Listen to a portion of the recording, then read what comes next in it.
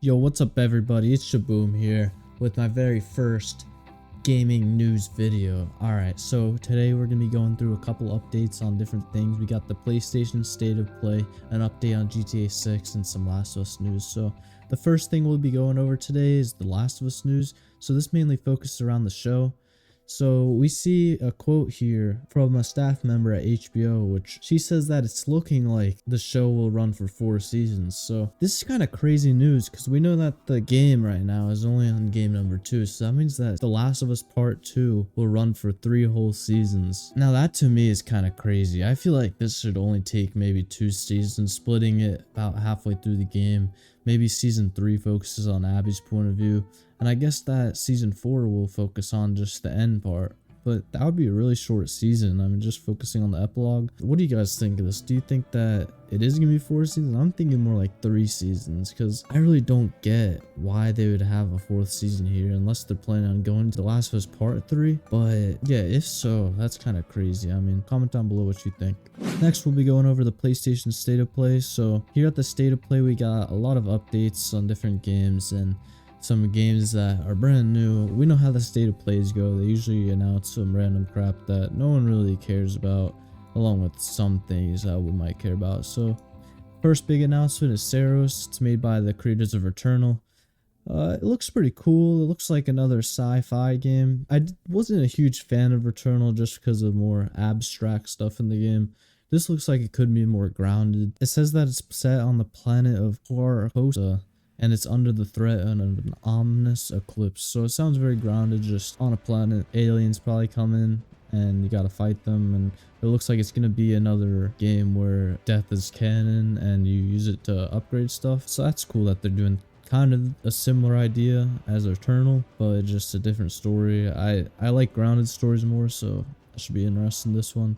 We got the Metal Gear Solid Delta release date in August, which, if you didn't know, this actually got leaked just a couple days ago. So now we have the official announcement of the release date. Honestly, I was more excited before this trailer because, I don't know, I never played Metal Gear Solid 3, but it looked awesome. But this trailer, I don't know what the vibes I'm getting is. Apparently Konami, the vibes aren't there that Konami had when he was with the studio. So let's hope it's good, because the original is supposed to be a classic and it's a little too old for me to play. I don't know.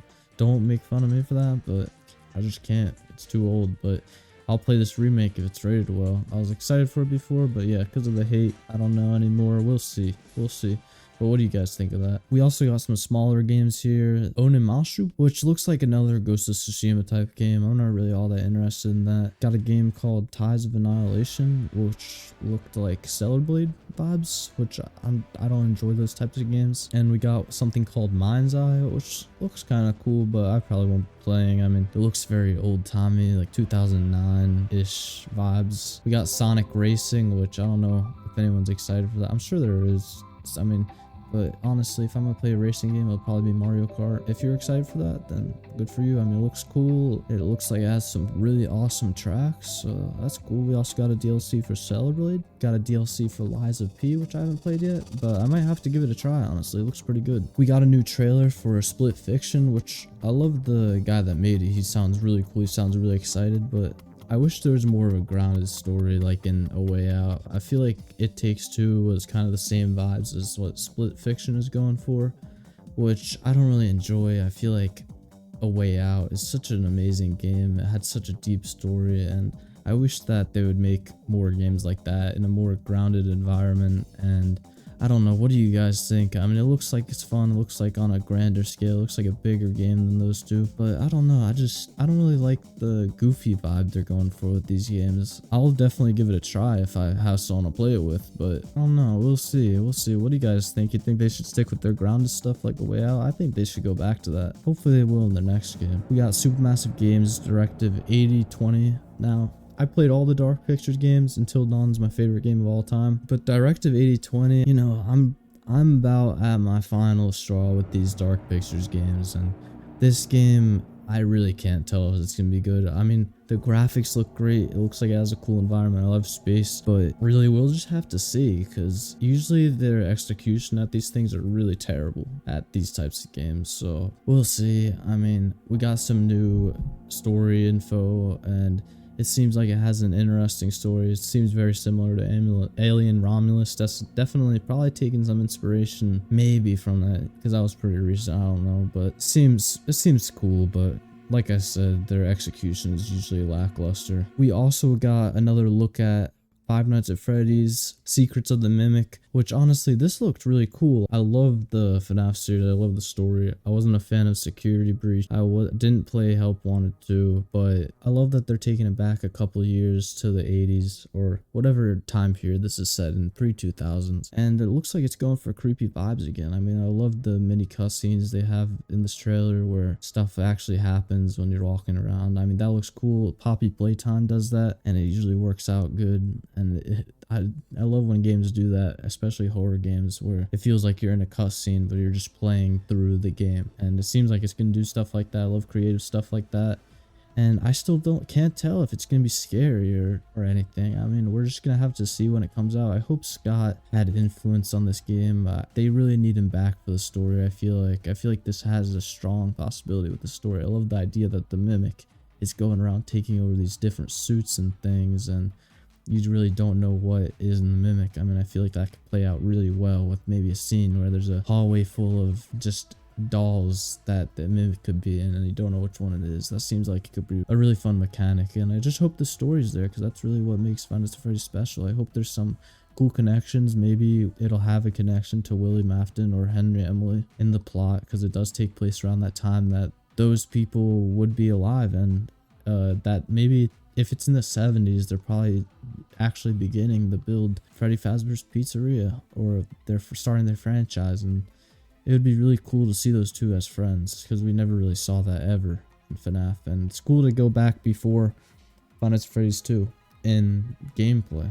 So I'm actually super excited for that, and I'm excited to see what they do, and I hope it won't be a disappointment. Speaking of horror, we have Days Gone Remastered. So this game is like brand new, like even newer than Until Dawn, which also got a remake, which is crazy that they're remastering this since it's brand new. I guess it's a remaster, not a remake, so it wasn't ground up, but I really feel like we don't need a remaster for this. I mean, it still holds up, the graphics hold up. I mean, it'll definitely get new players playing again, which actually kind of does do the job, because I'll be playing this probably just to see what the game is all about. To me, it seems like a remaster is just re-releasing the game to try and get people to play it again, which I've heard great things about Days Gone. And if the game's not like $70, I'll probably play this remake. I actually just noticed that the upgrade will just be $10, which is a great deal. If you bought the first game, you could upgrade for $10. I don't know if the first one's on PlayStation Plus then, and if it is, will just be $10 to get the upgrade. If so, I might play it.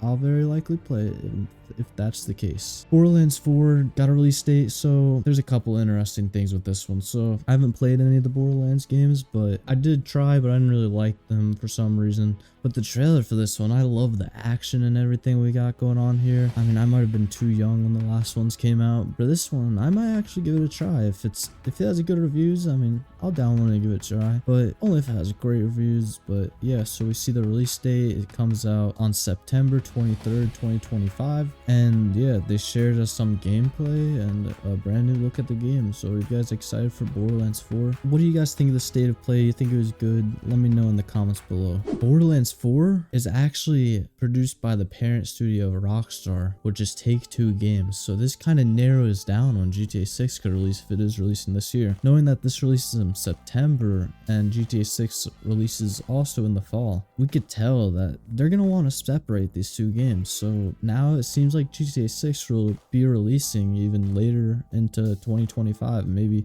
November or December, if it's still going to release this year, which I hope it will. Actually, recently IGN spoke to the Take-Two CEO before their financial report, asking them if it's still looking like GTA 6 will release in the fall. In response to IGN asking this, he said they're looking really good about it. So I personally think it will release in the fall. But I might just be being optimistic. But this release date for Borderlands 4 kind of tells us that it'll probably be released November or December, which that's fine with me, give them more time to do it, and it'll be a great game. He also said that they're looking for perfection, so it's always good. Patience is a virtue in this case. So yeah, when do you think GTA 6 is gonna release? You think it'll be late 2025, or you think it might even release before Borderlands? That is like near 0%, I'm sure that that'll happen. But yeah, I'm thinking November, December, or maybe push to early 2026, which I really hope we don't have to wait another year. I mean, it's not looking good though. We haven't even got another trailer, so let's hope for the best with that. But anyways, guys, if you enjoyed this, please leave a like and comment down below. This is my first ever news type video on this channel. Check out the Ocarina of Time sauce scale, which is a type of scale I'm going to be doing to review different movies, games, shows, all types of media, and I'm hoping for good things with this channel. So yeah, leave a like and subscribe for more content. I'll try and do news videos whenever there's relevant news, when I feel like there's enough for a video. Thank you guys. Shout out to 3C Films inspiring me to make a channel like this, and have a great day.